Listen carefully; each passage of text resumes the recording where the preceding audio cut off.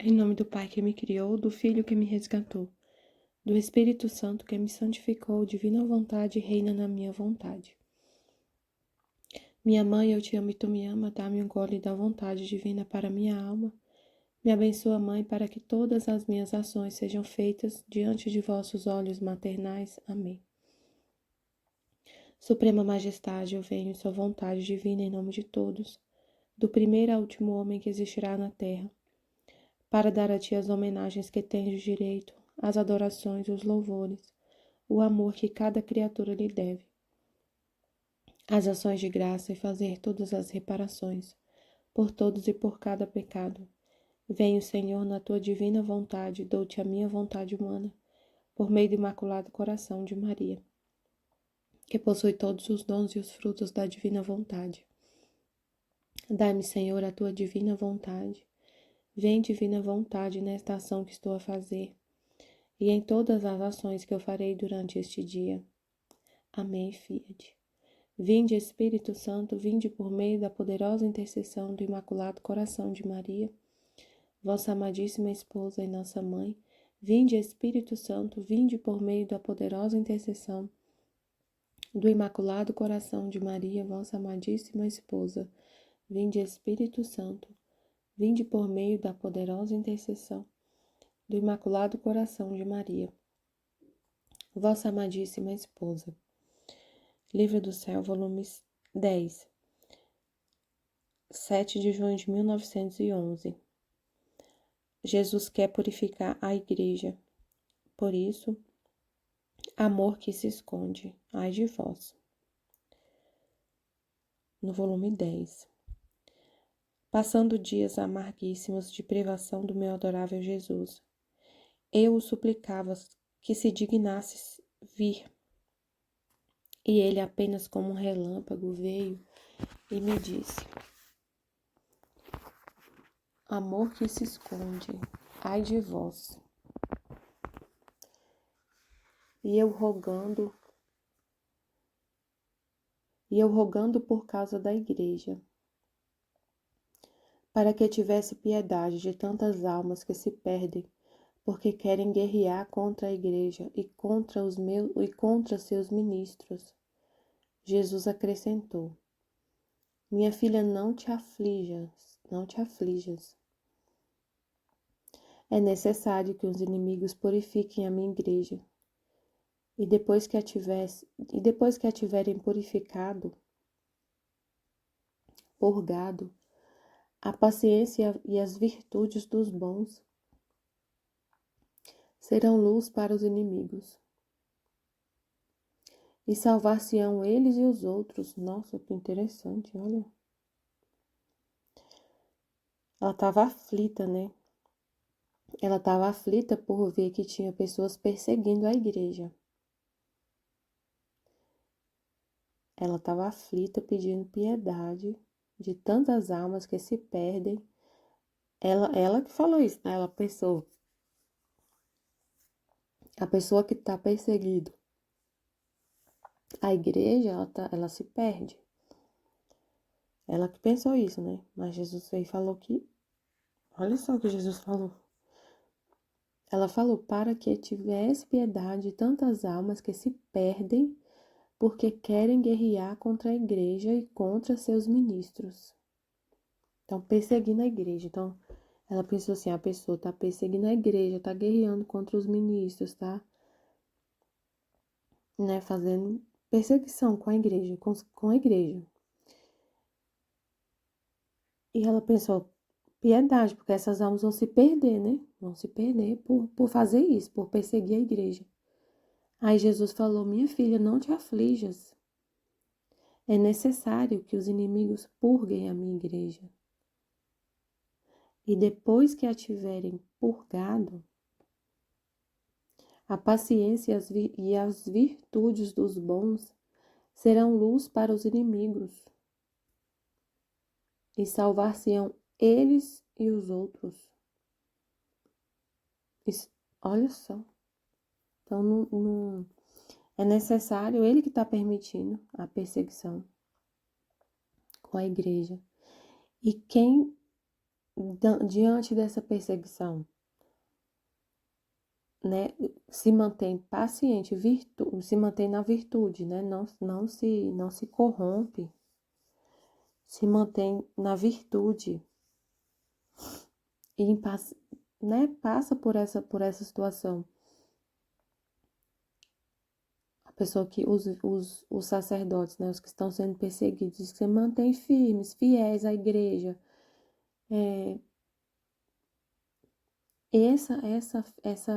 As virtudes deles é luz, igual Jesus. É igual Jesus. Na cruz, quando Jesus estava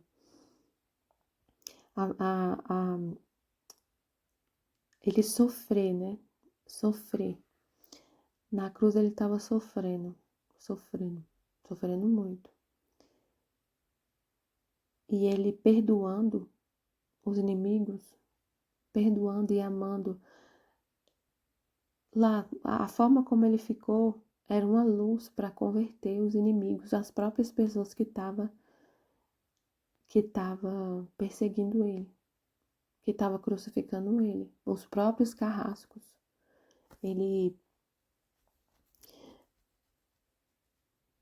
Como ele lá na cruz, por exemplo, na hora que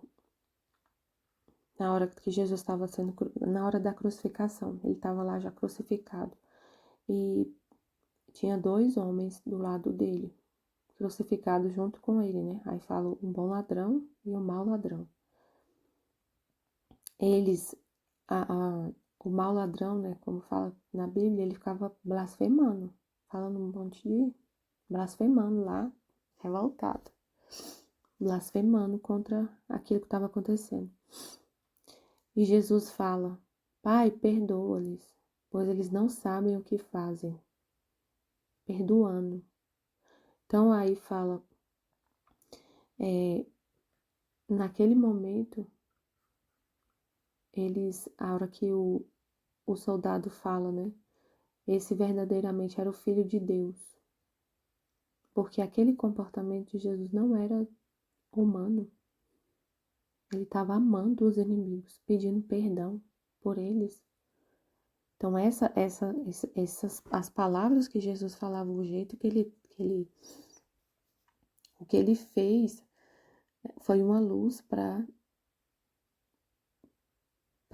iluminar quem estava, a própria pessoa que estava sendo o carrasco dele, os soldados.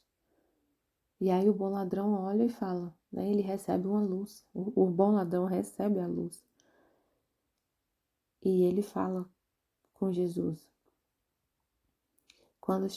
lembra de mim quando estiveres no paraíso. E Jesus fala, perdoa ele. E fala, hoje mesmo estará comigo no paraíso. Então, ele estava sendo perseguido. Foi morto. Estava crucificado. E perdoando.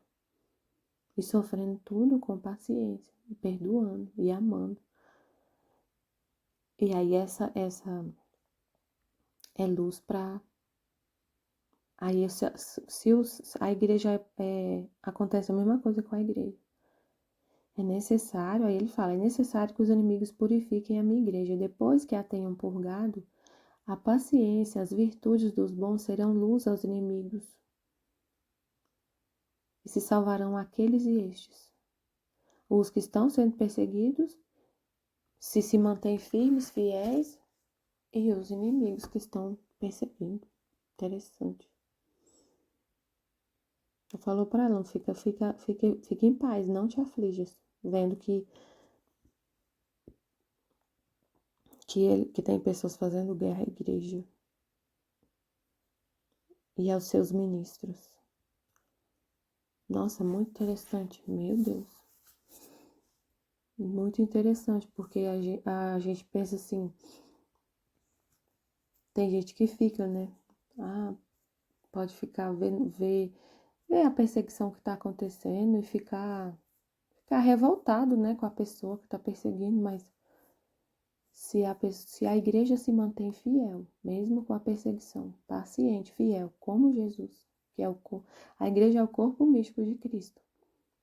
A igreja é o corpo místico de Cristo. Então, sendo o corpo místico, tem que seguir a cabeça. E o que Jesus fez? A vida dele é o espelho, o modelo a ser seguido. É o que a igreja deve fazer. Jesus, sendo perseguido, foi crucificado, morto, não blasfemou contra os inimigos. Ele falou perdão, ele dá ele dá a vida dele por todos. Então, se a igreja tem que fazer a mesma coisa que Jesus fez, seguir Jesus, ela é o corpo místico de Cristo, corpo místico. Nossa, é muito interessante. Tem que guardar isso, né? Não te aflijas, é necessário que os inimigos purifiquem a minha igreja. E depois que a tenham purgado, né, perseguido, a paciência, as virtudes dos bons serão luz aos inimigos e se salvarão aqueles e estes. Tem que ser como Jesus. Tem o mesmo modo de Jesus. Quando estava sendo perseguido, crucificado. Então, se a igreja está sendo perseguida, crucificada, a gente tem que se manter firme, fiel. E essa firmeza, essa fidelidade, essa firmeza, a virtude vai ser luz para os inimigos. E os que estão sendo perseguidos se salvam, e se salvam também os que estão perseguindo. Aí ela falou, mas ao menos não permitas que as faltas de teus ministros as conheçam os leigos. De outra maneira, afligirão mais a tua igreja. Vixe, não tem jeito. Aí ela tá falando assim, não, pelo menos não deixa os leigos saber dos pecados dos ministros, dos padres, né, dos sacerdotes, dos bispos, porque aí vai perseguir mais ainda. Não permita isso, deixa tudo escondido, né? Ela falando isso. Deixa tudo escondido, deixa que ninguém saiba, fique tudo por baixo dos panos, que eles façam lá coisas horríveis e ninguém saiba, ninguém saiba.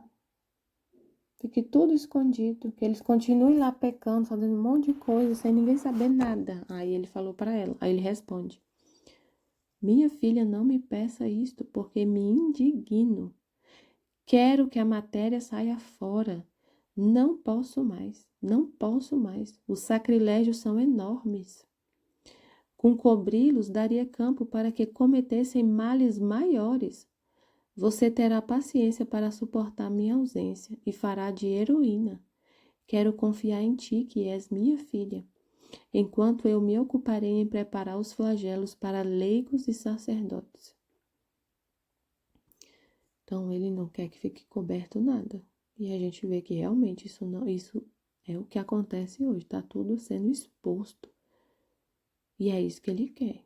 Porque por exemplo, se os sacerdotes estão cometendo pecados, sacrilégios enormes, e tá tudo oculto, ninguém fala nada, ninguém fica sabendo, a gente olhar assim, nossa, todos santos, ninguém faz nada, tá todo mundo santo, santo, santo.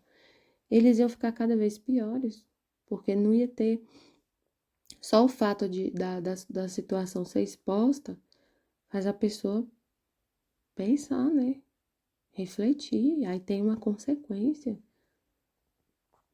Tem uma consequência. Por exemplo, teve uma história muito triste, de um sacerdote numa cidade assim, pequena. Não lembro a cidade, não lembro o nome do sacerdote. Eu sei que ele era muito querido na cidade, todos os fiéis, nossa, teve uma festa de aniversário, levaram um monte de presente para ele. Aí depois de um tempo vazou um vídeo na internet, ele fazendo festa na casa paroquial, coisa mais horrorosa, umas festas, um monte de homem, e ele aparece com uma cerveja na mão, assim, uma coisa horrorosa. Vazou, então assim, foi exposto o que estava acontecendo. E aí, não sei o que aconteceu com ele, mas se ninguém fica sabendo, fica tudo lá, todo mundo, daí ele continua fazendo as festas até hoje. Até hoje tava cada vez pior. Então, assim, são muitos casos que a gente vê que acontece. E hoje, não é só na cidade, né, que fica sabendo. Não é só na cidade lá que acontece, é o Brasil todo, até o mundo fica sabendo, porque cai na internet, então todo mundo fica sabendo. E a pessoa vai vendo, a pessoa que tá cometendo, fazendo isso, não vai continuar fazendo. Ele não vai continuar fazendo lá no mesmo lugar, porque todo mundo da cidade ficou sabendo da história. E aí o bispo deve chamar para, não sei, tem uma consequência, né? Porque a história fica pública. E assim a gente vê várias coisas, né, que vêm a público de pecados e sacrilégios enormes. E Jesus quer mesmo que fique público. Ele falou aqui, ela pediu, não deixa então, pelo menos não deixe que os leigos fiquem sabendo dessas faltas dos ministros, né, dos pecados deles. Não deixa, porque aí vai ter uma perseguição maior. A igreja vai ser mais perseguida. E ele ficou indignado. Não me peça isso porque me indigno. Não quero. Eu quero que a matéria saia fora, que seja público mesmo, que todo mundo saiba. Não posso mais. Os sacrilégios são enormes. Com cobridos daria campo para que cometessem males maiores. Você terá paciência para suportar minha ausência. A fará de heroína. Quero confiar em ti, que és minha filha, enquanto eu me ocuparei em preparar os flagelos para leigos e sacerdotes. Então é isso, Jesus quer que fique sabendo, porque se, se eles estão cometendo essas faltas e pecados e não acontece nada, ninguém fica sabendo, fica cada dia pior. Realmente. Os males serão maiores. Já, se fica escondido, ninguém sabe. Então, se a gente está vendo tanta coisa, né, que a gente vê que está sendo exposta, e a gente vê hoje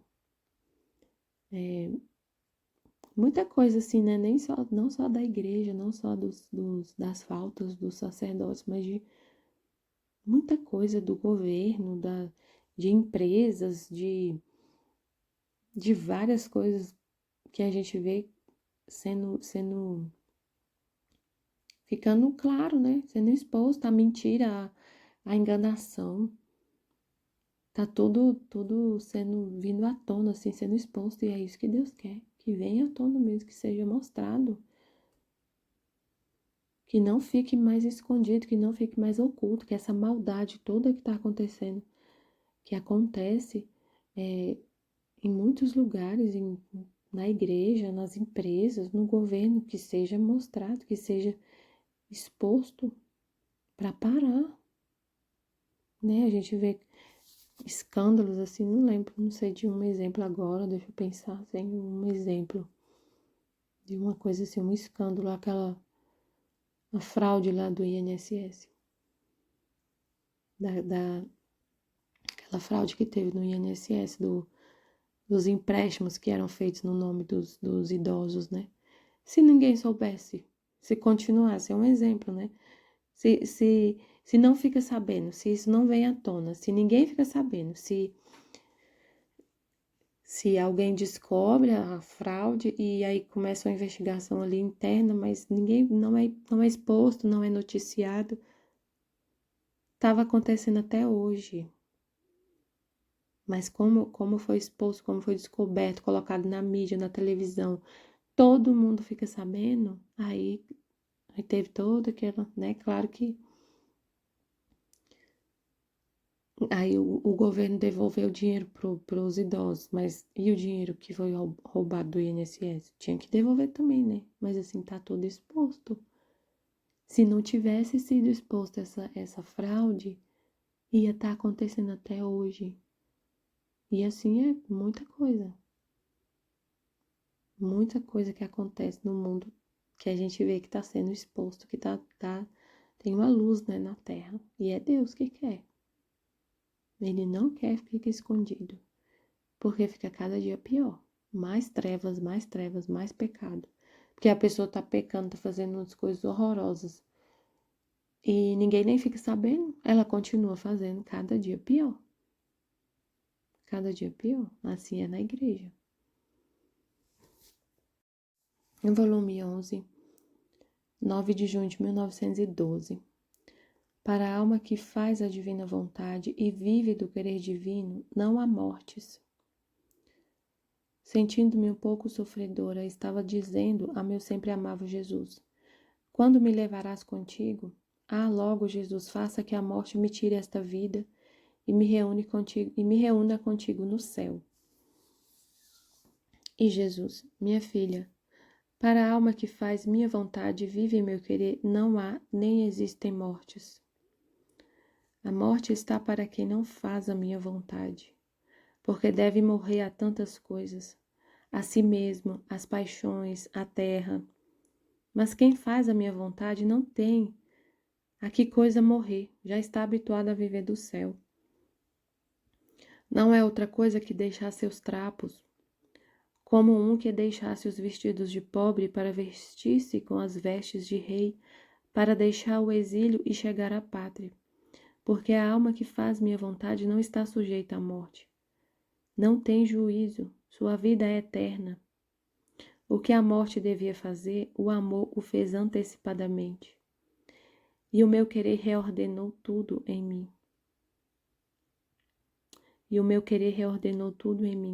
De maneira que não tenho do que julgá-la. Por isso esteja em minha vontade, e quando menos pensar, te encontrarás em minha vontade no céu. Então, ela estava falando que aconteça logo, que faça que a morte me tire esta vida e me reúna contigo no céu. Mas ele falou para ela assim, para quem vive na divina vontade, o que a morte faz, é muito interessante esse trecho, o que a morte faz, o que a morte devia fazer, o amor o faz antecipadamente, que a gente já vive, assim, já totalmente desapegado de tudo, da terra. A morte, o que a morte devia fazer, que é fazer a pessoa desapegar de si, desapegar da terra, porque morreu, né? Saiu do corpo, tem que desapegar. Então é um sofrimento muito grande. Vai ter ali um sofrimento muito grande, vai ter que morrer para si mesmo. A gente já faz isso antes, em vida. Então, vou ler aqui de novo. Minha filha, para a alma que faz minha vontade e vive meu querer, não há nem existem mortes. A morte está para quem não faz a minha vontade, porque deve morrer a tantas coisas, a si mesmo, as paixões, a terra. Então, a pessoa que tá viva na terra, tá viva, e ela não vive na divina vontade, ela é apegada à terra, apegada a si mesma, tem um monte de paixões. A vontade dela, né? Ela faz a vontade dela, é apegada com ela, com pessoas, com coisas, com dinheiro, com coisas da terra. Totalmente apegada à terra, cravada na terra, vive da terra. Quando acontece a morte, quando a alma sai do corpo, né? A alma sai do corpo, nesse momento a pessoa tem que largar tudo. Tem que morrer, tem que desapegar. Desapegar do seu próprio corpo. Desapegar até do seu próprio corpo. Desapegar das pessoas. Desapegar de tudo que ela ama aqui na Terra. Desapegar dos seus vícios. Desapegar do que ela colocou como Deus da vida dela. Desapegar de tudo. Porque acabou o tempo. Tipo, a pessoa tá vivendo totalmente apegada a si mesma. Só pensa nela e em sua saúde. E ama e tá vivendo totalmente para si mesma. não quer morrer. Ela não quer morrer de jeito nenhum. Queria viver eternamente aqui na Terra, para usufruir das coisas da Terra. Não quer morrer, não quer morrer, ela não quer morrer, não quer sair daqui, quer ficar aqui. Então, na hora que acontece, mas o tempo chega, todo mundo tem estabelecido o tempo, estabelecido por Deus o tempo de vida na Terra. Chegou esse último minuto, e aí tem que acontecer a separação do corpo e da alma, ela tem que desapegar de todo jeito, porque acabou o tempo. Acabou, não tem mais o que fazer. Aí ela tem que morrer. Morrer para isso. Não querer mais isso. Morrer para tantas coisas. A si mesmo, as paixões, a terra. Não é uma morte. Ela tem que desapegar. Mas quem faz a minha vontade não tem a que coisa morrer. Já está habituado a viver do céu. Porque já fez esse processo de desapego de si mesmo, de paixões, da terra. Já fez. Na hora que a gente entrega a nossa vontade para Deus e habitua a viver da vontade de Deus, você já está desapegado da terra, de si mesmo. Você não pensa em si mesmo, você não pensa. É só o que Deus quer. Você já está habituado a viver do céu. Você já está habituado a viver do céu. No céu é só vontade divina. E você já está habituado na terra a viver de céu. Então, quando acontecer da alma sair do corpo, não tem aquele processo mais, eu não quero ir, eu quero ficar aqui, eu não quero morrer, eu quero não tem esse apego, porque você já está na vontade de Deus, você já está habituado a viver do céu, que é só a divina vontade, é só a vontade de Deus, a sua vontade é a de Deus. Então o que acontece? Não é outra coisa que deixar seus trapos, como um que deixasse os vestidos de pobre para vestir-se com as vestes de rei, para deixar o exílio e chegar à pátria. Não é totalmente diferente na hora que acontece. Vai acontecer esse momento, né, da alma separar do corpo. Mas não é uma morte como, assim, é uma morte, não sei explicar, mas é assim, é uma passagem, você está saindo do exílio e indo para a pátria, é totalmente diferente.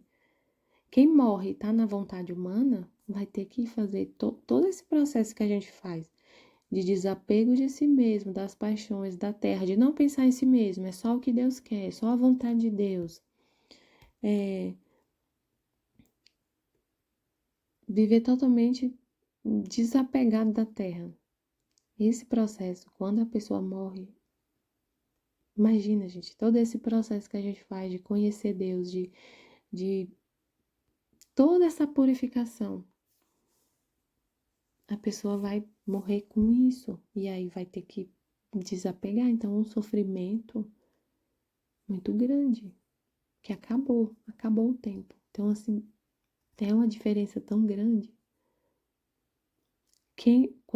Mas quando acontece essa separação, mas a alma vive na divina vontade, ela está saindo aqui do exílio e indo para a pátria, tirando seus vestidos. É como se fosse assim, você já é do céu, você já está vivendo de céu, mas você está no exílio.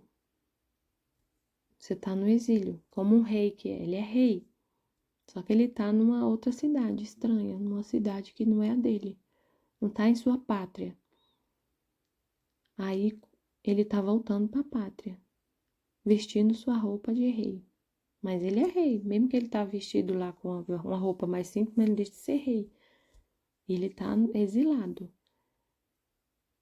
A morte, para quem vive na divina vontade, é uma passagem para a pátria celestial.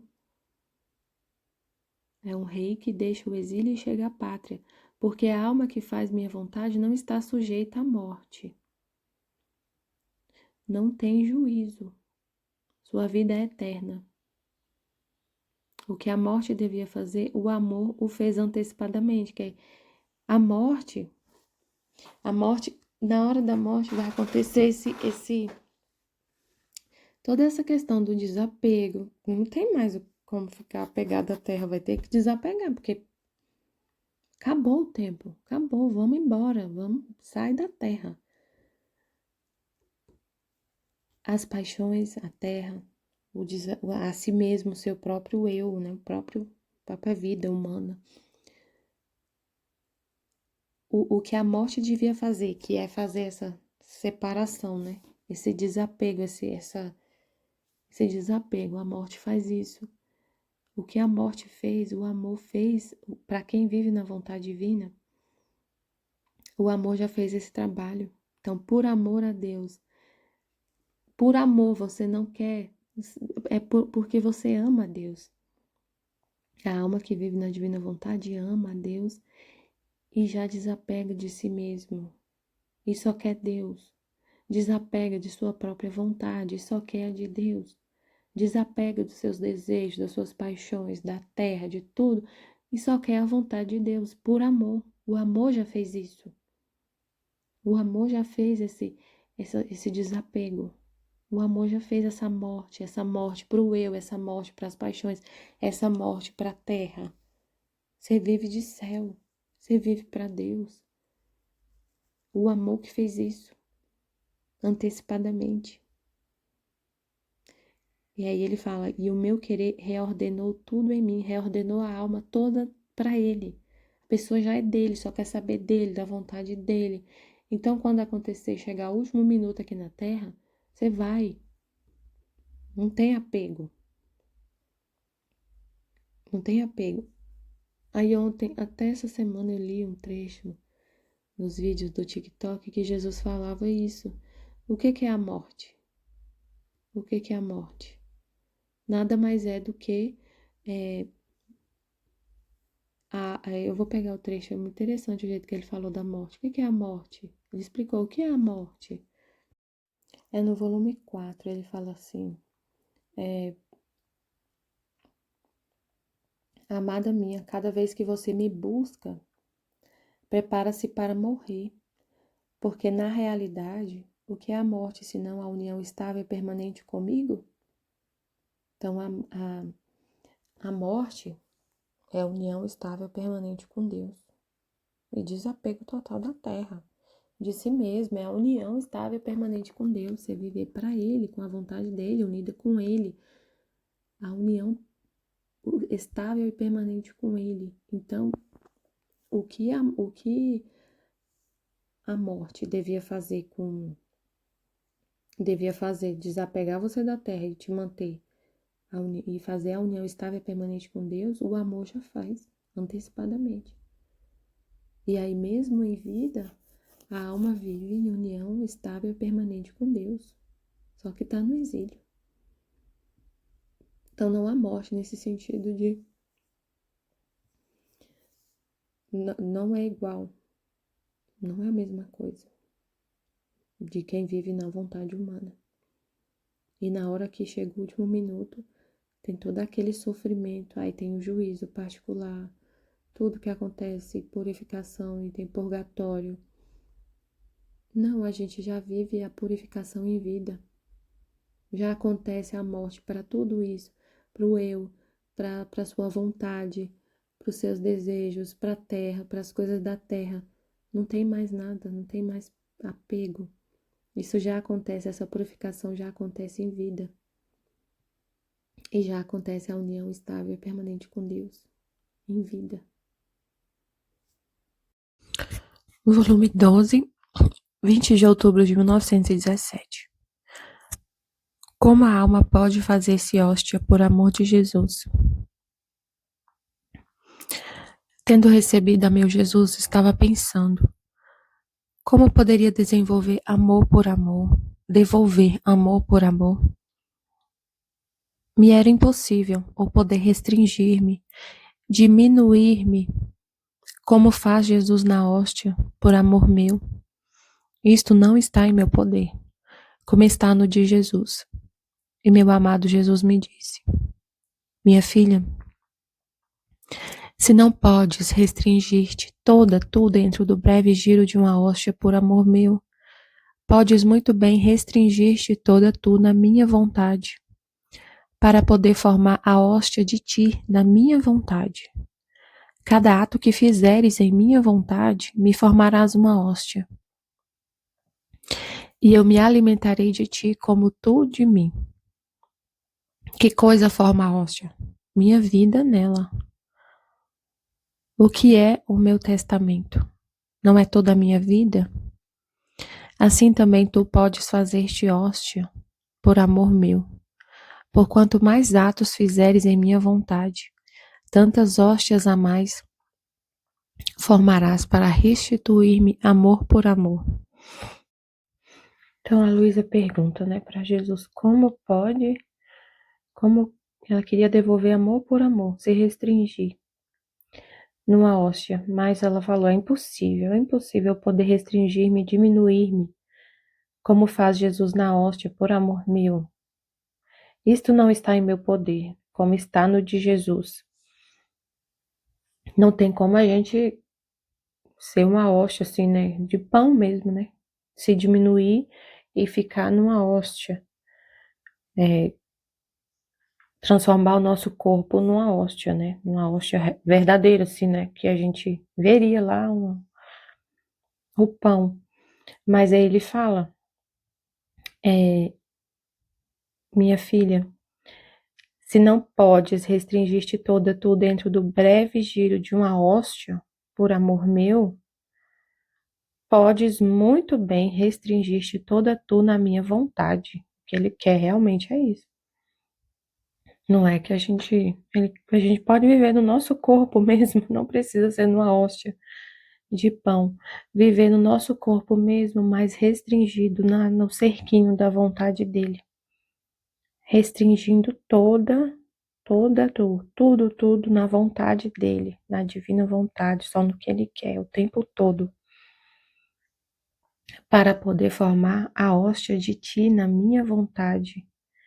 Então você vai ser uma hóstia viva, uma hóstia na vontade dele. Você vai ser uma hóstia, no seu corpo mesmo, na sua humanidade. Mas quem vai estar vivendo em você? Igual quem está na hóstia. Quem está lá na hóstia? A gente vê, a gente olha e vê pão, um pequeno pedaço de pão, a hóstia. Mas o que tem ali? Corpo, sangue, alma e divindade de Jesus. A sua humanidade vai servir para ele como a hóstia. E é ele que vai estar vivendo em você. É incrível, né? Ele que vai estar vivendo. Você está restringida na vontade dele. E ele vem. E ele habita na sua alma. Ele se serve da sua humanidade assim como ele serve da hóstia. Aí tem um trecho. Aí ela faz várias perguntas interessantes, né? Ela várias reflexões, né? E ele vem responder. Ela pergunta, como eu queria ser uma hóstia, mas como ser, né? Nesse trecho. Aí tem um trecho que ela pergunta, como pode ser que Jesus realmente viva na alma que vive na vontade dele? Aí ele respondeu, eu não vivo na hóstia? Eu não vivo na hóstia? E por que eu vivo na hóstia? Aí ele explica, eu vou ler esse trecho também, que é interessante falar sobre isso. Mas aí ele fala, se a gente vive na vontade divina e se restringe na vontade dele, tudo que a gente fez, tudo em tudo, o tempo todo, não é só em algo, não é só assim, a gente pensar que viver na divina vontade é em alguns momentos a gente, não é assim, porque às vezes a gente pode confundir, né? A gente estava falando sobre isso na live de quinta-feira. Jesus falou, né, sobre sempre estar disposto para fazer para a vontade dele, né, na vontade dele, nesse trecho da live, sobre a gente sempre estar disposto, mas esse estar disposto é o tempo todo, é em cada ato, é em cada respiração, É em tudo, em tudo, em cada ato, ele falou, ó, cada ato que fizeres em minha vontade, me formarás uma hóstia. E eu me alimentarei de ti como tu de mim. Tem que ser tudo. Cada respiração nossa na divina vontade. Ser ele em tudo, ser sempre ele, a vontade dele em tudo. E a vontade dele não é assim, tipo, às vezes a gente pode se confundir sobre o que é a vontade dele. Na nossa, né, no nosso conceito de vontade, de o que é a vontade de Deus, às vezes a gente não entende. Por exemplo, a gente pensa assim, a vontade de Deus, com certeza, hoje é, por exemplo, hoje é, não sei se você pensa, a vontade de Deus é a missa diária. Todo dia eu ia à missa, todo dia, com certeza isso é vontade de Deus, que eu recebo, que eu vá à missa todo dia, com certeza, isso é a vontade de Deus. Então, se tem algum impedimento para eu ir, um exemplo, isso aconteceu até comigo, há um tempo atrás eu ia todo dia à missa, só que aí a minha rotina mudou, assim, eu não conseguia mais ir todo dia. E meu marido até falou comigo, não dá pra você ir nesse horário, porque era o horário de... Tem muito tempo isso, eu não lembro, mas assim, ele falou comigo, não tem como você sair nesse horário todo dia, porque tinha criança pequena, a gente tem duas, os meninos eram menor ainda, né? E era o horário que ele tinha que sair também pra trabalhar. Enfim, ele falou, não dá. Aí eu pensar, não, mas a vontade de Deus é que eu vá, então eu vou fazer de tudo para ir. Eu vou pegar os dois meninos, não sei, eu inventar alguma coisa assim, e eu ver que eu fazer de tudo para ir. Nossa, então eu vou. Meu marido tá sendo um empecilho à vontade de Deus. Meu marido tá sendo. É, isso é coisa do inimigo que tá querendo impedir que eu vá à missa todo dia. Sabe, a gente não discernir a vontade de Deus, a gente tem que entender o tempo todo. É a vontade de Deus, a gente tem que estar sempre em comunicação com Ele, em relacionamento com Ele, ouvindo Ele para saber o que Ele quer. E aí, mas a gente já pensa, não, com certeza, e já fixa assim, ó, com certeza é. Então eu vou fazer de tudo para poder isso acontecer. Eu sempre vou estar vou atropelar tudo, vou atropelar as coisas, vou atropelar as pessoas. Não importa com as pessoas, não importa com o trabalho, não importa nada, eu vou. Essa é a vontade de Deus, mas não é. Mesmo sendo uma coisa santa, incrível, a missa, mesmo sendo. Mas às vezes tem alguém na sua casa, seu filho tá doente. Às vezes às vezes não é que é proibido ir à missa todo dia, não é isso que eu tô falando, mas foi um exemplo, assim, mas de uma pessoa, né? De uma rotina, de um tipo de rotina. Mas às vezes, assim, você tá aposentada, já não tem filho, já não tem ninguém, assim, e vai todo dia. Mas chega um dia que alguém te pede pra, sei lá, sua filha mora longe, mas ela veio pra sua casa e, e pede, mãe, fica com meu filho hoje. Eu vou ter que sair. Vou ter que sair. Eu queria que você ficasse com meu filho hoje, dormisse com ele. E no outro dia você não vai poder ir. Aí o que está acontecendo? É a vontade de Deus.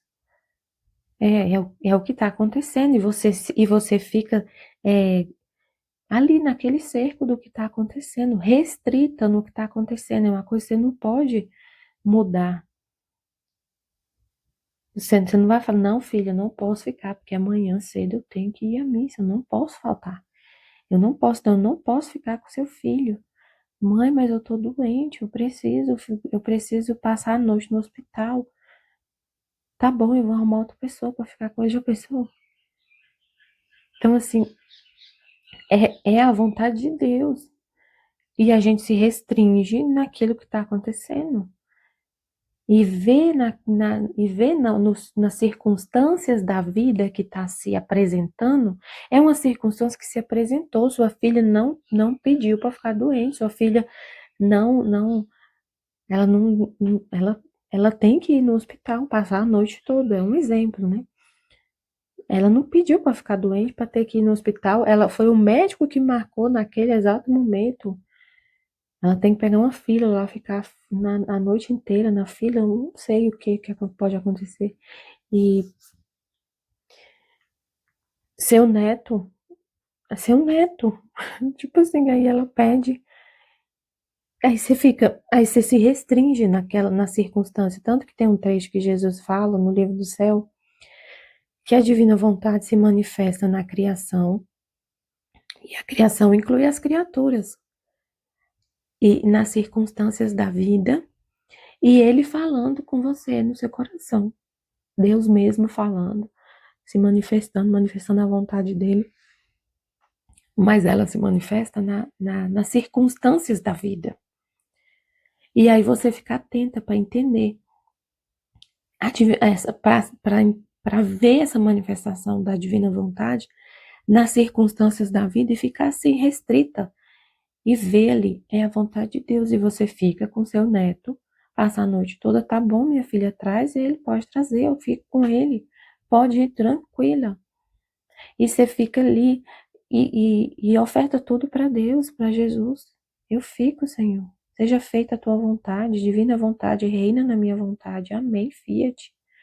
E fica com a criança com todo o amor e toda disposição. E Deus vê no seu coração a disposição para a vontade dele, que agora quer que você fique em casa com seu neto. E ele vê no seu coração a disposição para estar restrita ali na vontade dele, que agora se manifestou dessa forma.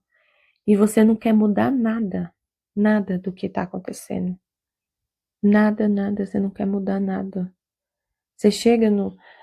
Você sempre está assim, Senhor, eu não quero mudar nada do que acontece.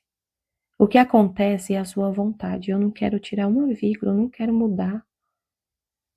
É a sua vontade. Eu amo a sua vontade. Eu amo as coisas como acontecem. É o Senhor que faz tudo. E eu amo do jeitinho que o Senhor faz. E você fica em paz e tranquila e segura, mesmo sem ir à missa. Você não fica perturbada, chorando, nervosa, porque não foi. Pensando que Deus vai te... Tem gente que pensa isso, gente. Pensa, nossa, Deus vai me castigar. Eu não consegui ir. Tem muita gente que pensa isso, é terrível. Eu não consegui ir. E começa a se encher de culpa, de perturbação. Porque na cabeça da pessoa assim, eu tenho que ir, eu não posso faltar. Eu tenho que ir todo dia, não posso faltar. É uma obrigação, é amor a Deus, é isso que é o amor a Deus, eu ir todo dia. Mas às vezes ele mesmo pede, a vontade dele se manifesta de outra forma. E, e você fique em paz, e esteja disposta, restrita. Então aí ele fala, né? Cada ato que fizeres em minha vontade, aí tem que entender o que é a vontade dele nessa circunstância. Minha filha me ligou e me pediu: mãe, senhora, por favor, pode ficar com meu filho hoje, eu vou deixar ele. Eu vou ter que vou precisar sair de madrugada. Você pode ficar com ele? Aí você fala: sim, filha, sim. É a vontade de Deus, você entende? Você sempre está com o olho em Deus o tempo todo, a sua alma, sua mente sempre é levada ao céu para entender o que Ele quer. Mas você fala assim e fica em paz, tranquila, e sabe que aquilo ali é a vontade dele. E que esse ato, olha a grandeza disso, gente. Cada ato que fizeres em minha vontade me formarás uma hóstia. e eu me alimentarei de ti como tu de mim. Então você vai lá todo dia, né, à missa, se alimentar de Jesus. E ele que te alimenta, ele te alimenta, ele te alimenta. Quando você vive na divina vontade, assim como você se alimenta dele, ele se alimenta de ti. É isso que ele está falando. Cada ato que você fizer na vontade dele vai ser uma hóstia que você está oferecendo para ele, alimentando ele. Ah, mas como assim? É porque é um ato que é ele que está fazendo. É ele que está fazendo o ato que você está fazendo na vontade dele. Não tem como eu fazer o ato na divina vontade se não tiver o próprio Deus em mim fazendo. Não tem como eu fazer um ato com a vontade dele se ele não habitar em mim. Tem que ter ele. A gente falou isso na live também, né? É ele que vive. É ele que vive. É ele que faz. É dar Deus a Deus. Esse é o projeto divino. Esse é o plano de Deus acontecendo. É isso que ele quer. Para isso que ele nos criou. É para isso que ele nos criou. Esse é o propósito da criação. A gente viver assim. Ele está em nós. Ele vive em nós. Nós temos uma habitação dele. E aí o que a gente fizer com a vontade dele, vai ser ele fazendo. E ele vai se alimentar. Ele só se alimenta do que é divino. Ele é divino, ele só se alimenta do que é divino. E ele vai se alimentar. Aí ele fala, né? Que coisa forma a hóstia? Minha vida nela. A hóstia é a vida de Jesus. Minha vida nela. O que é o meu testamento? Não é toda a minha vida, o testamento que ele nos deixou, né? O que ele deixou como testamento? Que riqueza que ele deixou, que bem que ele deixou. A vida dele. A vida dele. A vida dele está na hóstia. Ele está lá.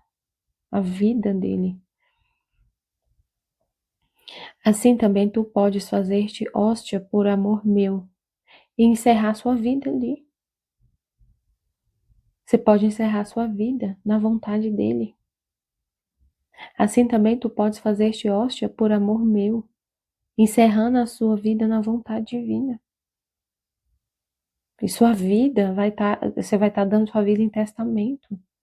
Que coisa forma a hóstia? Minha vida nela. O que é meu testamento não é toda a minha vida? Assim também tu pode fazer-te hóstia por amor meu e encerrar sua vida na vontade dele. Porquanto mais atos fizeres em minha vontade, tantas hóstias a mais formarás para restituir-me amor por amor. Ele está ali, na hóstia, deixando a vida dele como testamento por amor do homem. E aí a gente vivendo na divina vontade, a gente faz o mesmo. Era isso que ela queria, né? Ela falou, eu queria restringir-me, diminuir-me, como faz Jesus na hóstia por amor seu. E ele fala, tem jeito de fazer isso. Você pode fazer isso, restringindo-se toda em minha vontade e devolver amor por amor. Olha que incrível, né? Tu podes fazer este hóstia por amor meu. Por quanto mais atos fizeres em minha vontade, tantas hóstias a mais formará para restituir-me amor por amor. É impressionante. Só vivendo na divina vontade Só vivendo na divina vontade a gente pode fazer, acontece isso, né? Acontece. Restituir amor por amor. Devolver, corresponder a todo esse amor de Jesus, restringindo na divina vontade. E aí, nesse trecho do volume 16 que eu falei, que eu achei muito interessante o jeito que ele respondeu para ela. Aí ela pergunta no volume 16, do trecho do dia 5 de novembro de 1927.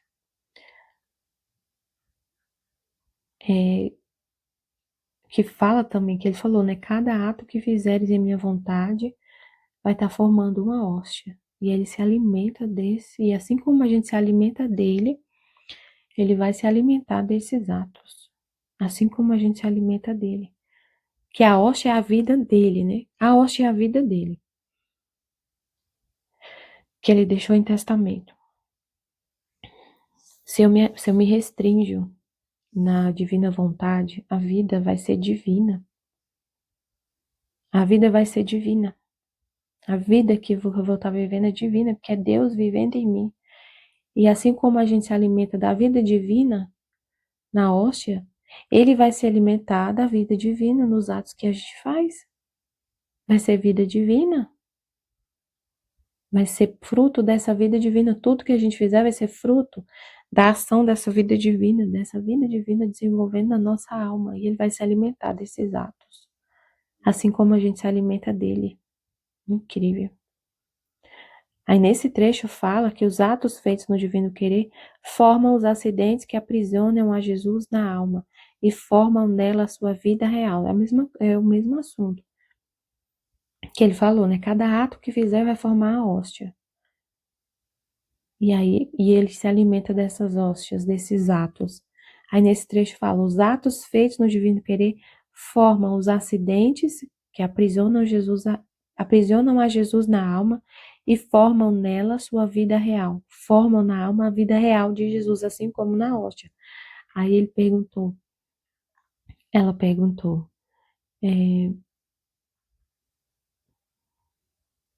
meu amor, eu vou ler o trecho todo, porque ele fala só sobre isso. Sentia-me oprimida pela privação do meu doce Jesus, com a adição de que o confessor, como não tinha tido a confiança de me abrir com ele, e porque sou má, tinha-me negado a absolvição. Ela não quis falar com ele, então ele negou a absolvição. Sentia-me oprimida com a adição de que o confessor, como não tinha tido a confiança de me abrir com ele, e porque sou má, tinha me negado a absolvição. Nossa. Ela não abriu a alma com ele, aí ele não deu absolvição para ela. Aí ela estava muito oprimida. Depois, tendo recebido a Santa Comunhão, me abandonava nos braços do meu Docíssimo Jesus e lhe dizia: meu amor, ajuda-me, não me abandones. Tu sabes em que estado me encontro pela tua privação. Não obstante, por parte das criaturas, em vez de ajuda, acrescentam penas a penas. Bem que sem ti não tenho ninguém, ou contigo ou sozinha, a chorar minha dura sorte de ter te perdido. Isso deveria te incitar principalmente a não me deixar sozinha, ao menos para fazer companhia a uma pobre abandonada que vive morrendo em seu duro exílio. Por isso você, que é o sumo entre os sacerdotes, dá-me tua absolvição. Diz-me que me perdoas as culpas que há em minha alma. Me faça ouvir sua voz docíssima, que me dá vida e perdão. Enquanto desafogava minha dor com Jesus,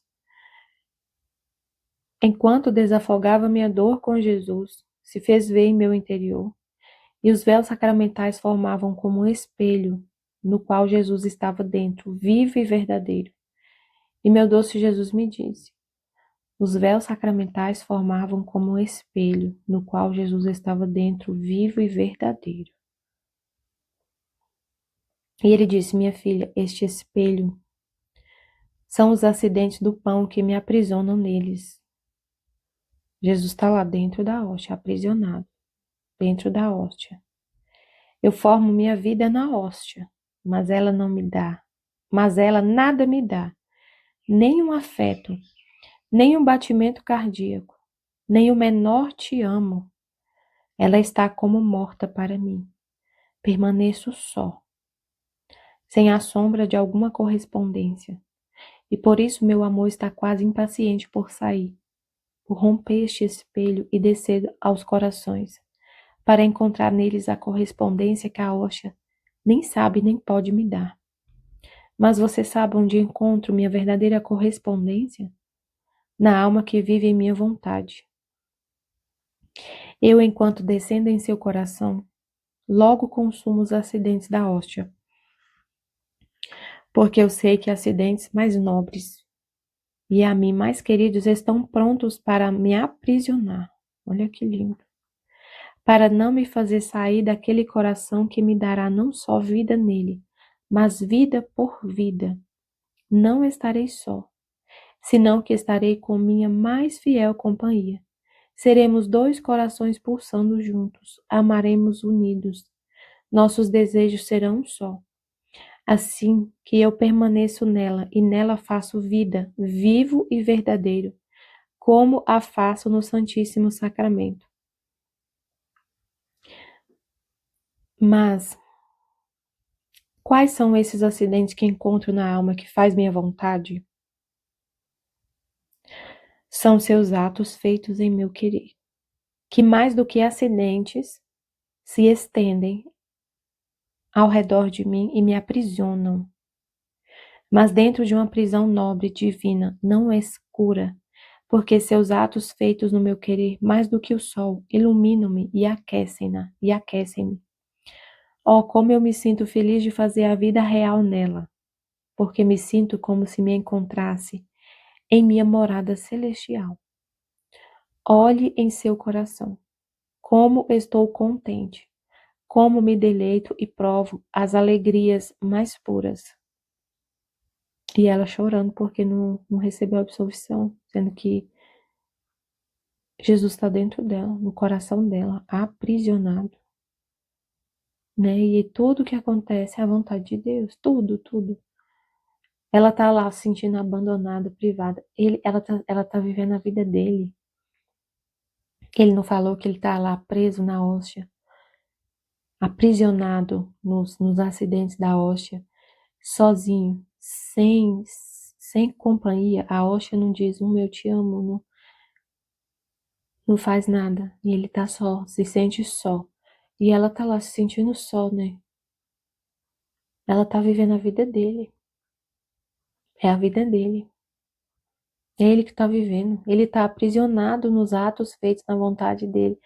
Nela. Ele tá aprisionado. É ele que tá lá sofrendo. É ele que tá sofrendo. Aí ela falou: Meu amado Jesus, não é uma coisa nova e singular o que tu dizes. Como assim, meu Deus? Espera aí, que ela perguntou. Meu amado Jesus, não é uma coisa nova e singular o que tu dizes, que é que em quem vive na tua vontade, tu fazes a vida real nele? Não é mais essa vida mística que tu fazes nos corações que possuem a tua graça? Ah, interessante a pergunta dela. Ela falou, isso que o senhor está falando é uma coisa nova e singular. É uma coisa nova. Fazer vida real e verdadeira. Você está falando que quem vive na sua vontade, o Senhor faz vida real e verdadeira. Não é mais aquela vida mística que o Senhor faz em quem vive na graça? Não é isso. Isso é novo, Jesus, ela falando. Isso é novo. Essa vida na divina vontade não é a mesma coisa, a vida mística de quem possui a graça de Deus. Olha que interessante. E ele, não é vida mística como para aqueles que possuem a minha graça, mas não vivem com seus atos fundidos em meu querer. E por isso não tem matéria suficiente para me formar os acidentes, para me prender. Gente, que revelação. Seria como se faltasse a hóstia ao sacerdote e gostaria de pronunciar as palavras da consagração. Poderia dizê-las, mas agiria no vazio e certamente minha vida sacramental não teria existência. Assim me encontro nos corações, que enquanto podem possuir minha graça, mas não vivem de todo em meu querer. Estou neles por graça, mas não realmente. Muito interessante, meu Deus. É para a gente meditar muito assim, né? Pensar muito sobre isso. Não é a mesma coisa, gente. Não é a mesma coisa. Viver na divina vontade, a gente tem que entender, não é a mesma coisa que viver na graça. Que viver vida sacramental, que viver na graça, que viver uma vida de oração. Não é só isso. A gente tem que entender, não é só isso. Você falar assim, eu acho interessante, assim, fico prestando atenção às vezes, as pessoas começam a ler o livro do céu e já falam, eu vivo isso, eu já vivo isso. Eu já escutei esses dias a menina falando. Ah, eu já vivo isso.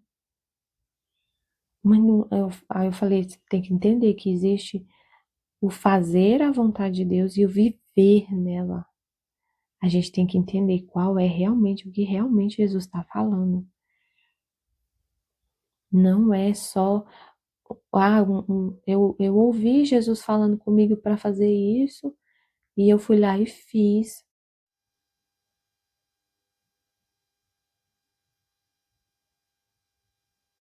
Então, aí a pessoa pensa assim, eu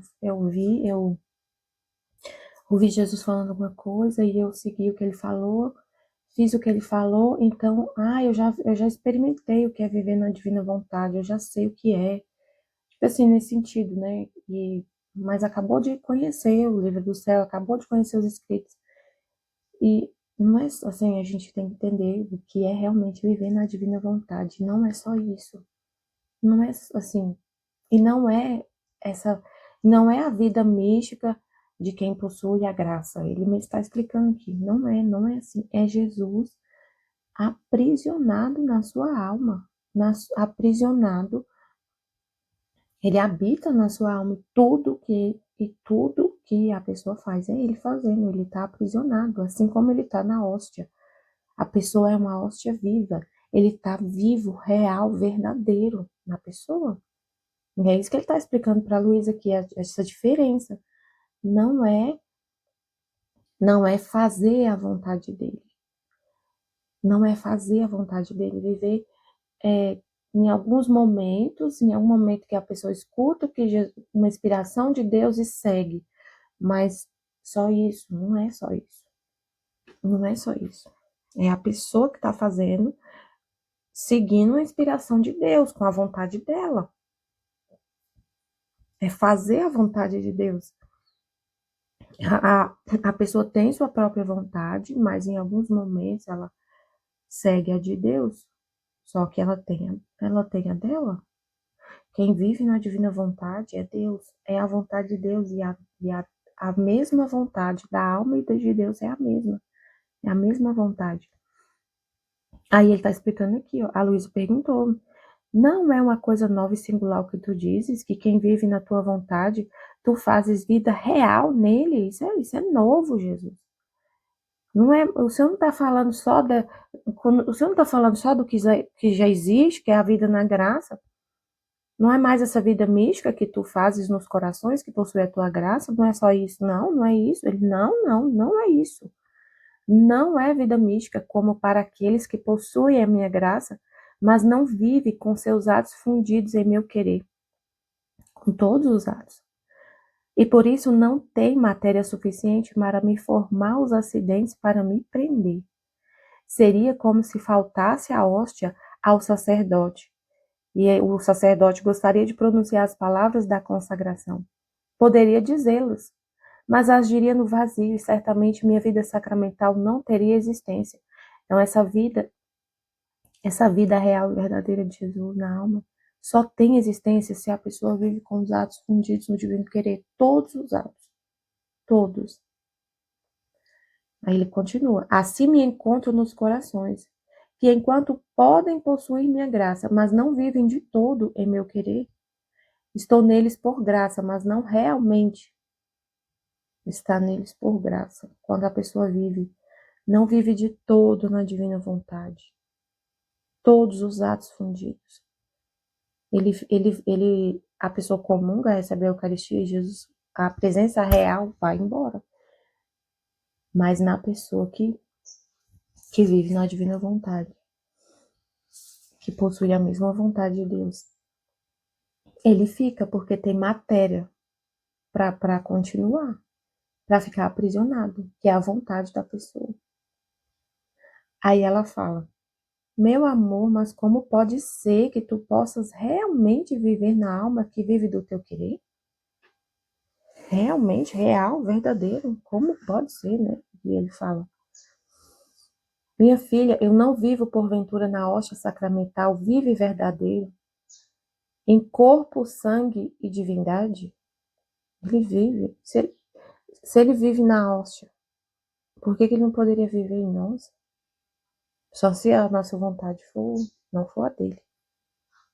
Se a nossa vontade se opõe. Minha filha, não vivo porventura na hóstia sacramental, vive verdadeira, em corpo, sangue, alma e divindade. E por que vivo na hóstia? Em corpo, sangue, em alma, corpo, sangue e divindade. Porque não há uma vontade que se oponha à minha. Se eu encontrar na hóstia uma vontade que se opunha à minha, eu não faria nela vida real, nem perene. E é também esta a causa pela qual os acidentes sacramentais se consomem quando me recebem, porque não encontro uma vontade humana unida comigo, de maneira que queiram perder a sua para fazer a aquisição da minha. Mas eu encontro uma vontade que quer agir, que quer fazer por si mesma, e eu faço minha breve visita e parto. Em vez disso, para quem vive em minha vontade, meu querer e o seu são um só. E se o faço na hóstia, muito mais eu posso fazer nele muito mais, pois encontro uma batida, um afeto, a minha correspondência e a minha utilidade, o que não encontro na hóstia. A alma que vive em minha vontade é necessária a minha vida real nela. De outra forma, como eu poderia viver? Como eu poderia viver de meu querer? Ah, você não quer entender. Que a santidade de viver no meu querer é uma santidade totalmente diferente das outras santidades. E tiradas as cruzes, as mortificações e os atos necessários da vida, que feitos em mim não é outra coisa senão a vida dos bem-aventurados do céu, que como vivem em meu querer, em virtude dele, cada um me tem neles como se fosse para um só. Vive verdadeiro, não misticamente, mas realmente habitante neles. E assim como não se poderia dizer vida de céu se não me tivessem neles como vida própria, e se me faltasse ainda uma pequena parte de minha vida neles, não seria nem completa nem perfeita sua felicidade. Assim, quem vive em meu querer não seria plena nem perfeita minha vontade nela, porque faltaria minha vida real que emite esta vontade. É verdade, que são todos prodígios do meu amor. Antes, o prodígio dos prodígios, que até agora meu querer tem retido nele, e que agora quer fazê-lo sair para alcançar a finalidade primária da criação do homem. Por isso, a minha primeira vida real a quero formar em ti. Eu vou ler essa parte do trecho no livro mesmo, no volume 16, que tem umas palavras aqui que tá meio estranho nessa tradução do espanhol. Vou ler do, na tradução do livro mesmo, que a gente comprou, né, que chegou da editora. Ele fala, filha minha, porventura não vivo eu na hóstia sacramental, vivo e verdadeiro, em alma, corpo, sangue e divindade? E por que vivo eu na hóstia em alma, corpo, sangue e divindade? Porque nela não há vontade que se oponha à minha. Se eu encontrasse na hóstia uma vontade que se opusesse à minha, não faria nela nem vida real, nem vida perene. E esta é também a causa pela qual os acidentes sacramentais se consomem quando me recebem, porque não encontro uma vontade humana unida à minha, de modo que queira perder a sua para adquirir a minha, mas encontro uma vontade que quer agir, que quer fazer por si mesma, e então eu faço minha visitinha e parto. Então ele explicou para ela, né? Ela perguntou como pode ser que o senhor viva realmente, faça a vida real na alma que vive no teu querer. E ele falou, eu faço vida real na hóstia. Corpo ali na hóstia, naquele pequeno pedaço de pão, no vinho, tá? Corpo, sangue, alma e divindade. Meu corpo, meu sangue, minha alma e a divindade, naquele pedaço de pão. Porque eu não poderia fazer isso numa pessoa, num corpo humano. Aí, na hóstia, ele faz vida real porque não tem uma vontade que se oponha dele. Se na alma não tem uma vontade que se oponha dele, ele vive real e verdadeiro na pessoa. E aí ele fala, Aí ele explica que a causa pela qual os acidentes sacramentais, o pão, se consome quando a pessoa recebe e depois disso ele vai embora. A causa é porque ele não encontra uma vontade humana unida a dele, de modo que queira perder a sua para adquirir a minha. Ele não encontra. Se ele não encontra, se ele desce sacramentado na alma e ele não encontra uma vontade que quer só a dele, que quer perder a sua para adquirir a dele, ele faz a visitinha e vai embora. Agora ele vai falar de quem vive na divina vontade, quando recebe ele. Ao contrário, para quem vive na minha vontade, o meu querer e o seu são um só. A pessoa não quer, ó, ele falou, a pessoa não quer agir sozinha, não quer fazer nada por si mesma, quer fazer a vontade dele, sempre em tudo, só quer a vontade dele. Para quem vive na minha vontade, o meu querer e o seu são um só. E se eu faço na hóstia, muito mais eu posso fazer nela. Tanto mais que nela encontro um palpitar, um afeto, a minha retribuição e o meu retorno. Ele encontra na alma a disposição, o retorno, a correspondência. Aquilo que não encontro na hóstia. A hóstia é morta, ela não tem vontade, ela não tem vida, não tem um coração batendo, uma mente pensando, uma vida ali, uma vida que pode retribuir, que Jesus fala, eu te amo, e a hóstia responde, eu te amo. Que ele fala alguma coisa e ele é entendido. Ele ia falar sozinho, ele fica sozinho. Mas na alma, ele encontra a correspondência. Ele fala e é ouvido. Ele quer, e a pessoa quer a mesma coisa, ele quer fazer alguma coisa, e aí ele encontra uma vontade que quer agir, que quer fazer o mesmo que ele. Ele é a obra e a pessoa é a mão. Ele tem pés na terra, ele tem mãos, ele tem uma boca que fala, ele quer falar. Ele quer falar para a pessoa e ela ouve. E ele quer falar usando a boca da pessoa para se manifestar na terra para outras pessoas. E a pessoa corresponde. Ele pode usar da boca das pessoas. Bom, a hóstia não tem isso. Aquilo que não encontro na hóstia. A alma que vive na minha vontade é necessária a minha vida real nela. Do contrário, como poderia viver do meu querer aqui? Se não tem a vida real e verdadeira de Jesus na alma que vive na divina vontade, não tem vida na divina vontade. Como a pessoa poderia viver do querer de Deus se não tiver o próprio Deus na alma, habitando, real e verdadeiro? Por isso que eu estou falando, Jesus está falando, que tem que entender a diferença. Não é porque assim, você ouviu Jesus um dia e fez o que ele fez. Eu já experimentei já o que é viver na divina vontade, eu já sei o que é. E assim, o que tem? Não tem nada a pessoa pensar isso. Tem, sabe por quê? Se a pessoa pensa assim, eu já sei o que é viver na divina vontade. Aí a gente está fazendo uma proposta, né? A gente está fazendo uma proposta, não, Deus, ele quer te dar a conhecer os escritos do livro do céu. Ele quer que você conheça a divina vontade, que você entenda o que é viver na divina vontade, que você leia todos os escritos que ele deixou, que a Luísa escreveu, que através dela, ele usou as mãos dela, ele viveu real e verdadeiro na alma dela. Viveu real e verdadeiro, quem escrevia era ele, usando as mãos dela. Ele estava ali, real e verdadeiro. A mãozinha que estava escrevendo o livro lá no caderninho lá que ela tinha, era ele estava real e verdadeiro nela. E aí ele deixou isso. Quem quis publicar isso, quem fez tudo, é ele, é a vontade dele, ela tinha a mesma vontade dele. Quem quer que esses escritos sejam conhecidos é ele. E aí a pessoa começa a ler o livro do céu, faz os 31 dias com Maria, e aí lê o primeiro volume, lê um trecho, aí entende, aí fala assim, eu já sei o que é viver na divina vontade, fecha o livro e vai embora. Sabe? Pode acontecer isso. E não tem. E aí ela não quer saber mais, porque ela já sabe.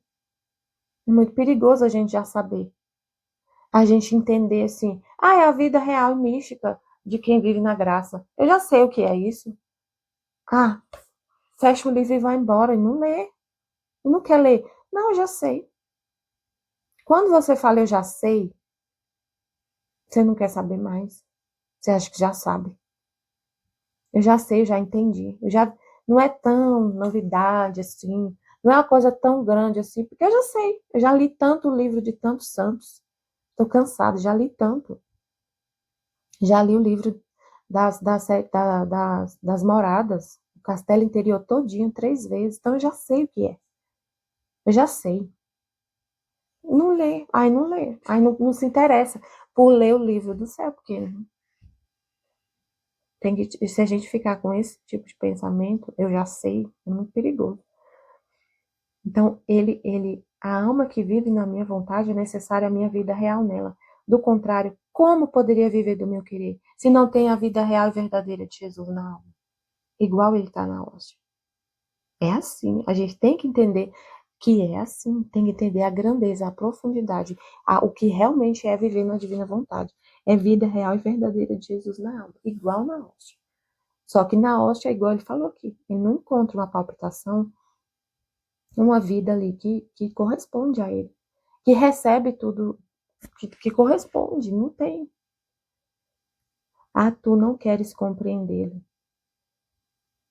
Aí no volume 16, Jesus ainda está falando para ela, você não quer compreender que é diferente, que a santidade de viver no meu querer é uma santidade inteiramente diversa de todas as outras. E tiradas as cruzes, as mortificações, os atos necessários da vida, que feitos na minha vontade a embelezam ainda mais, ela não é outra coisa senão a vida dos bem-aventurados do céu. Então ele está falando assim, ó. Entendeu o que ele está falando aqui? É totalmente diferente. Não é totalmente diferente das outras santidades. Então, não pense que você já sabe. Não pense que você já sabe, porque é totalmente diferente de todas as outras santidades. Tudo que você conheceu de santidade até agora não é a mesma coisa. Então, não pense que é a mesma coisa. Não pense que você já sabe, porque você só vai entender uma coisa se você ler os escritos, se você mergulhar nos escritos e entender o que Jesus está falando nesses escritos. Por quê? Porque foi aqui que ele revelou o que é essa santidade. Até a Luísa, no volume 16, ela ainda está em dúvida. Ela ainda está com essa dúvida na cabeça. Mas não é a mesma coisa da vida mística de quem possui a graça? E ele mesmo falou para ela, você não está querendo compreender que é diferente. É diferente de tudo, tudo, tudo. Ele veio revelar isso no livro do céu. Ele estava retido em Deus esse bem, esse conhecimento, esse bem da vida na divina vontade. Estava retido. Então ele deu a conhecer para ela. Tá no livro do céu os conhecimentos. Então a gente não sabe se não lê o livro do céu. E ele está falando aqui, a, a, a santidade de viver no meu querer é a vida dos bem-aventurados. Que é os bem-aventurados? Os que estão no céu. É a vida dos bem-aventurados. É a vida de céu, é a vida dos santos do céu. E ele falou que a única diferença, ele está falando aqui, que essa parte que ele falou, tiradas as cruzes, as mortificações. Por quê? Porque lá no céu não tem cruzes, mortificações. A única diferença da vida dos bem-aventurados do céu é que aqui na terra, na santidade, vamos dizer assim, os bem-aventurados da terra, a santidade divina, quem vive na divina vontade, tem cruzes, mortificações e os atos necessários da vida, comer, beber, trabalhar numa empresa, ir lá bater ponto, dirigir o carro para ir no lugar, cuidar das coisas da terra, atos naturais do corpo. Aqui, quem vive na divina vontade, na terra, tem um corpo humano, tem um corpo que precisa de alimento, que precisa beber água, que precisa dormir, não é? A gente está no corpo. Então, tem esses atos necessários da vida humana. E tem cruzes e mortificações. Quem vive agora. Mas ele falou assim: ó, isso feito na divina vontade, só embeleza ainda mais a alma. Então, não é uma desvantagem que a gente tem. Então, quem vive na divina vontade na Terra, tem uma desvantagem em relação a quem está no céu. Não, tem uma vantagem. Porque esses atos naturais, escovar o dente, respirar, acordar, dormir, fazer café da manhã, tomar o café, sangue circulando nas veias, foi tudo, é feito na divina vontade. Feitos na divina vontade, porque tudo vai ser divina vontade, a vida natural também. Tudo não para, é a vida palpitando, a vida divina palpitando o tempo todo. Porque se não for vida, a vida se cessar morre. A vida se parar o coração, por exemplo, se parar de bater, a pessoa morre. Então, se é vida na divina vontade, é constante, porque se essa vida cessa, não vive na divina vontade, entendeu? Então tem que ser vida, constante, perene, sem interrupção. E tudo é divina vontade, tudo é feito na divina vontade. Então, essas coisas naturais, humanas, sofrimentos, cruzes, feitos na divina vontade, a embelezam a alma ainda mais. Porque aí ele fala que a vontade divina na Terra é sacrificante, dolorosa. Tem a vontade divina na Terra que é sacrificante, dolorosa. No céu é felicitante. Mas quando a gente vive na divina vontade com dor, é mais amor ainda a Deus. Você está amando mais ainda, porque tá sendo uma morte. Morte. Tá doendo, tá sendo um sacrifício, mas você mesmo assim quer a vontade divina. Apesar de ser sacrifício, de ser desapego total de tudo, você quer, você ama, você tá feliz mesmo assim. É mais amor. Então a única diferença é essa. Olha o que ele fala da vida divina, da santidade divina. Não é outra coisa senão a vida dos bem-aventurados do céu. Pois, como vivem no meu querer, em virtude dele, cada um me possui em si como se eu fosse só para ele, vivo e verdadeiro, e não misticamente, mas realmente habitando neles. Então a gente vive a mesma coisa, Jesus está em nós, vive e verdadeiro, como se ele fosse só para a gente. É assim, igual a vida dos bem-aventurados. E assim como não se poderia dizer vida de céu, se não me tivessem em si como vida própria, porque céu é Deus, o céu é Ele, o céu é Ele. E se você não o possui inteiramente, vivo e verdadeiro, não pode se dizer vida de céu, porque o céu é Ele. Se não tem Ele, não tem céu. Se você não possui vivo e verdadeiro, não é vida de céu. E assim como não se poderia dizer vida de céu se não me tivesse em si como vida própria e também por uma pequena partícula da minha vida, sua felicidade não seria nem completa nem perfeita. Assim também, para quem vive no meu querer, a minha vontade nela não seria nem plena nem perfeita, porque lhe faltaria a minha vida real, que é quem emite essa vontade. Gente, isso é um mistério que a gente vai contemplar eternamente. É Jesus que é tudo.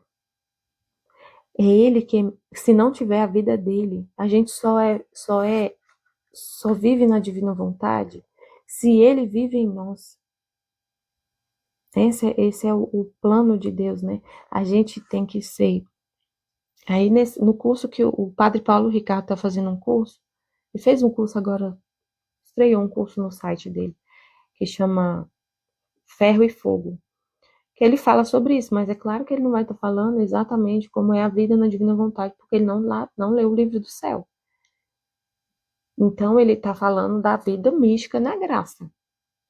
Mas na vida mística na graça, a igreja já fala que o plano, ele está falando nesse curso do plano de Deus, o propósito de Deus, qual é o objetivo de tudo que a gente, de todo o ensinamento da igreja, onde quer chegar, qual é o ponto que deve se chegar?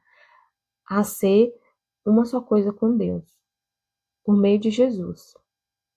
A viver, a ser. A aula que eu estava ouvindo ontem, ele falou: a gente vai ser filho no filho. Jesus é o filho amado do Pai. O filho amado do Pai. Gerado pelo Pai. Ele é gerado pelo Pai. Ele é o gerado. O Pai gera, ele é o gerado. Ele é o amado do Pai, o filho amado. Aí, a gente, a gente tem que ter. Aí, assim, ele fala assim: a alma vai chegar a ser filho no filho. E amar, aí, assim, eu achei interessante o que ele falou. Uma forma, a gente pensa muito assim, a gente pensa assim, mas se Jesus é o amado, ele não ama o Pai? Claro que ama, o amor é uma pessoa, né? O Espírito Santo. E uma forma de amar é receber. O Pai gera o Filho. O Pai gera o Filho. E o Filho não é o Pai. Ele explicando o mistério da Santíssima Trindade. O Pai gera o Filho. O Filho não é o Pai, mas o Filho, o Filho é Deus. Ele não é diferente do Pai, mas ele não é o Pai. Eu não sei explicar, gente. Eu posso com certeza não falar igualzinho ele, mas assim, o que ele estava explicando era assim. Não sei usar exatamente as palavras, é uma coisa complicada de explicar. Mas ele explicou assim: ó, o Pai gera o Filho e coloca no Filho tudo o que ele é. Então ele não é diferente. Ele é Deus. O Pai é Deus, o Filho é Deus, o Espírito Santo é Deus. E ele coloca tudo no Filho. E o Filho recebe tudo. Então, uma forma de amar é receber. E a gente não entende isso, que uma forma de amar é você receber tudo que a pessoa que te ama quer te dar. Uma forma de amar é receber. E aí a alma vai ser, a gente vai ser filho no filho. Assim como o filho foi gerado em Maria, assim como o filho foi gerado em Maria, ele quer ser gerado nas almas. Assim como ele foi gerado em Maria, ele quer ser gerado nas almas. E a gente vai amar a Deus sendo filho no filho. Ele que ama com o Espírito Santo. Que o amor, esse amor é uma pessoa da Santíssima Trindade, que é o Espírito Santo. Então a gente só vai amar a Deus se a gente estiver fundido com Jesus, sendo filho.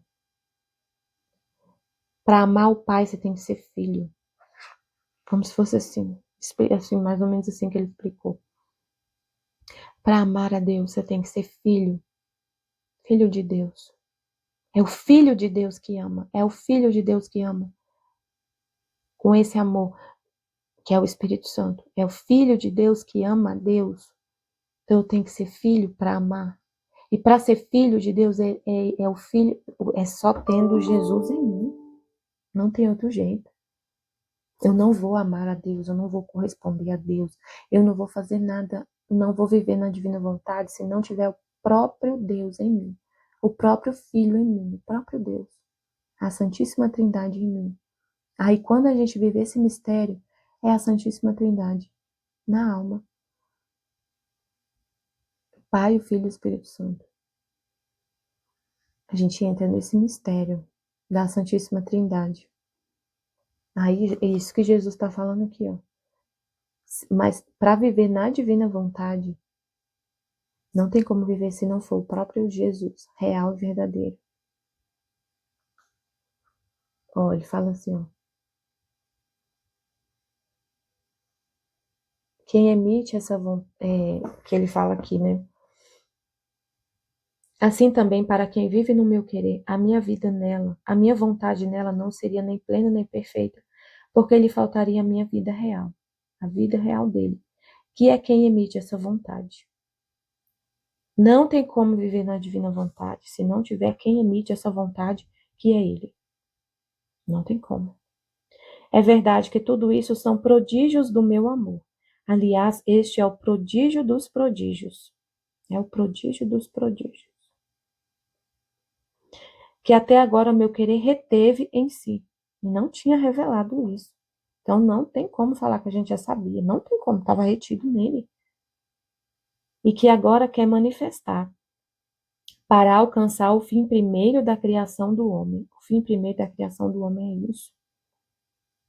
É a gente viver na divina vontade, mas com Deus habitando em nós. Sem Ele não tem como. Por isso, a minha primeira vida real quero formá-la em ti. Então, a primeira vida real dele foi formada na Luísa. A primeira.